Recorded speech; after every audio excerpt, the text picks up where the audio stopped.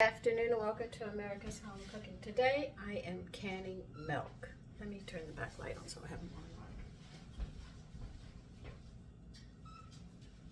on. I have already washed these jars and have heated them up, sterilized them, and they have cooled. I have 2 gallons of milk out.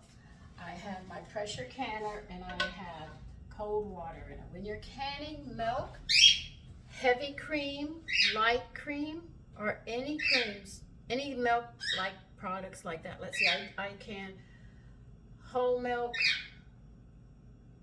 I can half and half, I've canned heavy cream and light cream, all of them, everything is cold. First you sterilize the jars and you let them cool.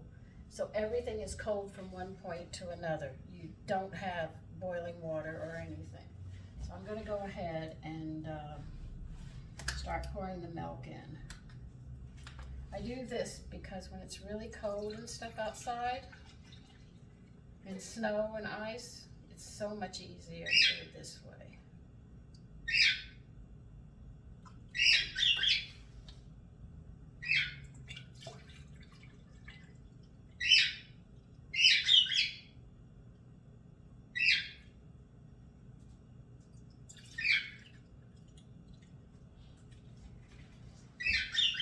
So if you go to can milk, you cannot do 2 batches right away because the canner will be hot, which isn't good for the milk.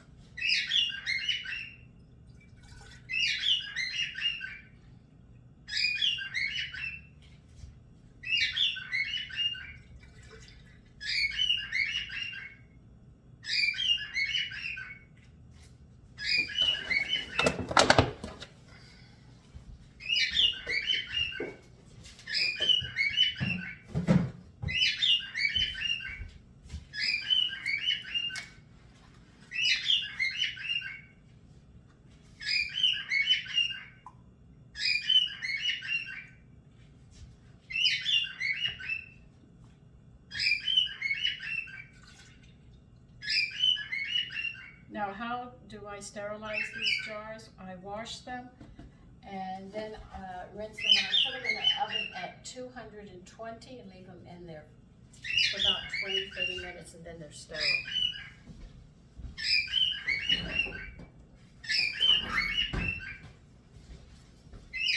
You're going to give a 1-inch headspace.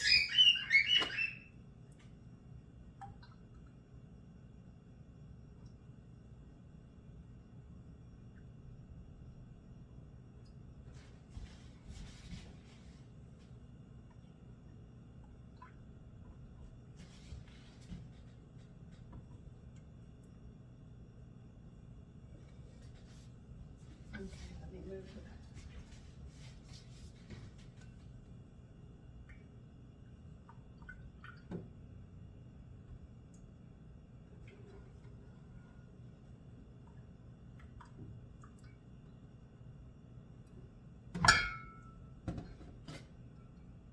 Okay, that was a bit awkward.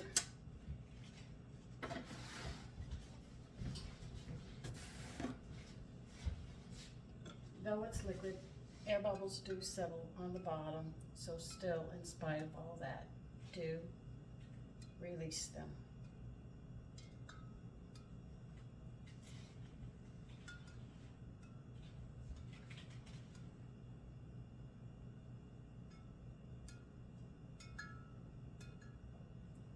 Might not be a lot, but there'll be 1 or 2 that come up and you do want to get rid of them.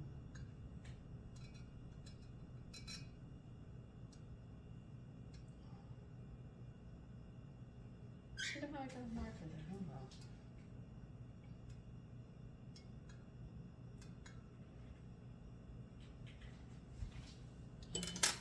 Now when you do the vinegar to wipe the rims, make sure you wring it out thoroughly, because if you get the vinegar in the milk, it's going to give you a problem. You're going to have a vinegary taste, it'll go sour.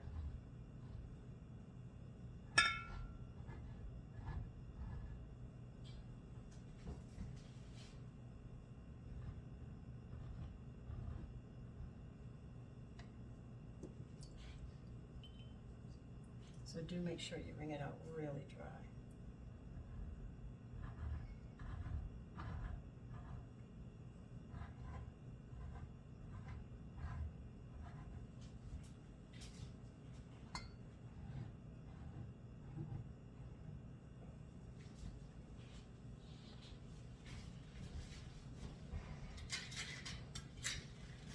See, I usually just can milk and heavy cream because I can make light cream and whipped cream. I can make condensed milk, condensed sweet milk, evaporated milk. You can make it all once you have those two in the house.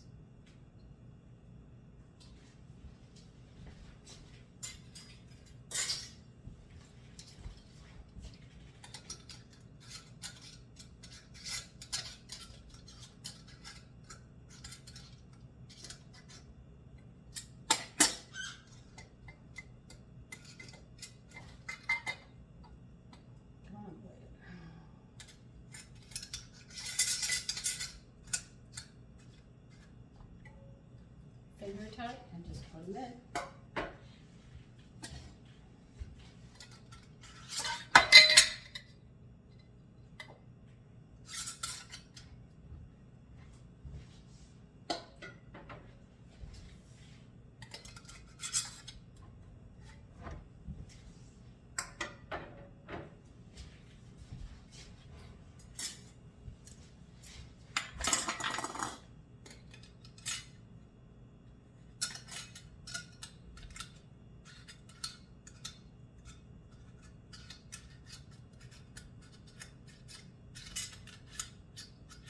You ever have one of those days when the lids just don't want to go on?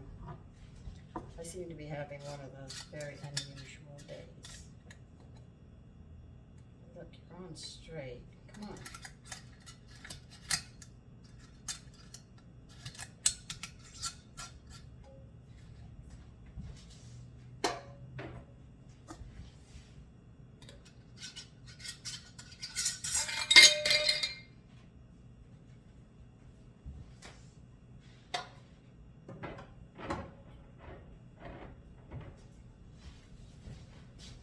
Okay.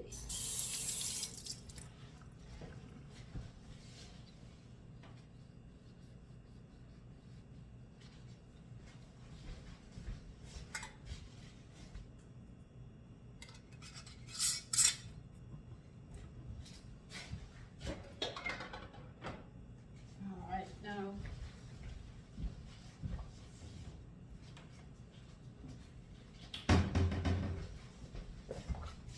I'm gonna pour the vinegar in here to make sure your jars stay clean. And because I have an All-American, you can use oil, but I have a beveled edge here, right here. I'm gonna put Vaseline all the way around. I found out Vaseline gives me a better seal, so I like it more. So there's no ciphering of the steam and stuff.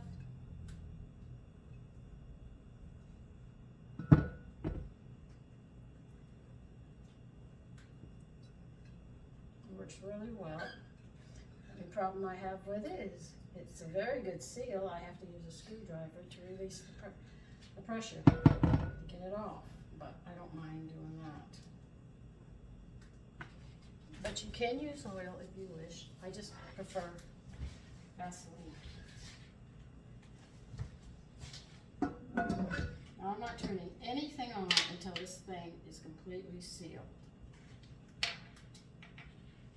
Try to get as level as you can. Go opposite and put the bolts on.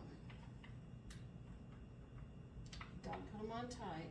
You're just gonna get them pretty much in the area.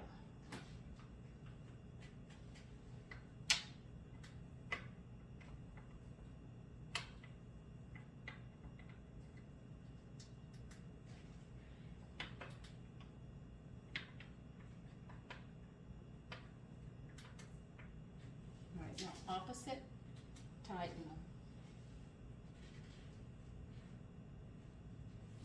Now you're going to turn the heat on. You're going to wait for the steam to come through this vent, and you're gonna let it vent 10 whole minutes. And then you're gonna put the weight on.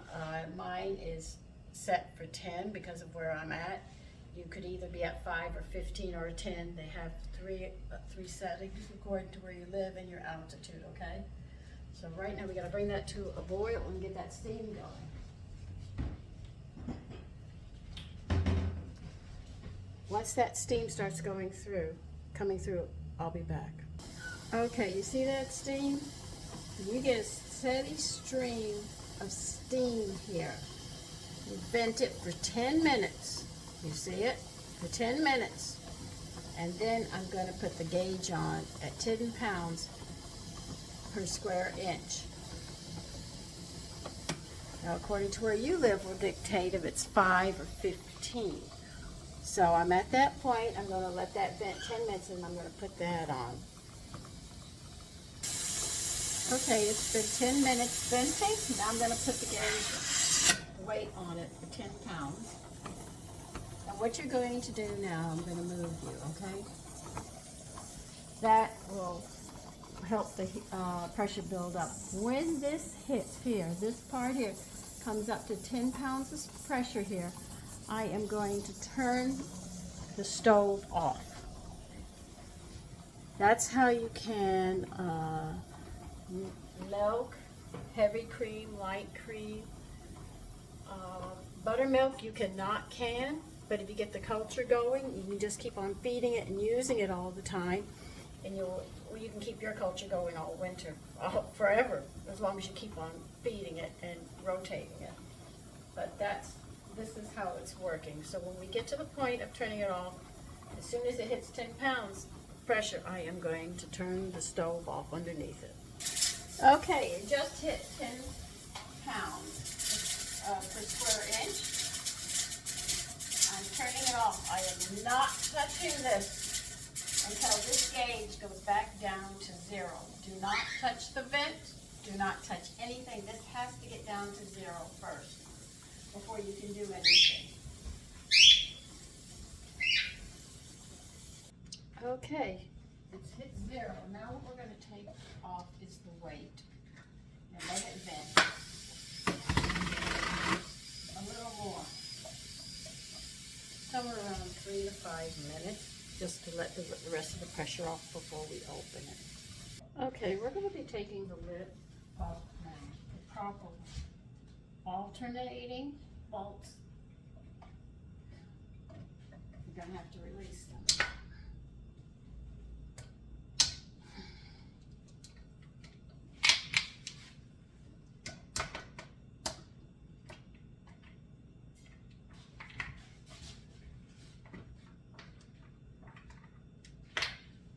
Be aware, this is extremely hot. You can get 3rd-degree burns picking this lid up. Something is going to stick with you. It always does. Okay. Open it away from you.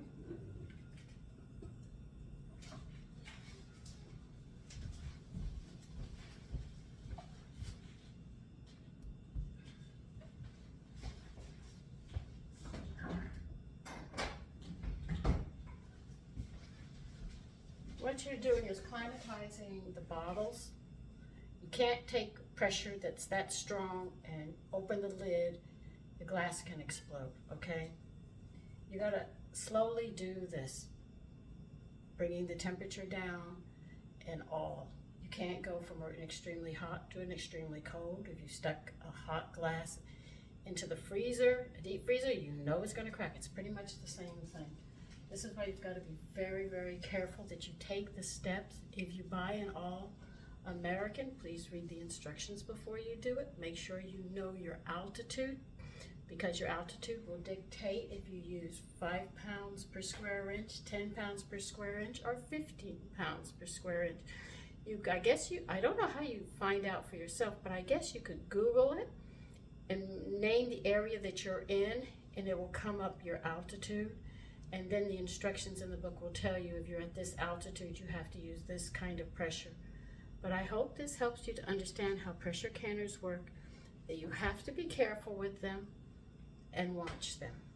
Take care. Bye-bye.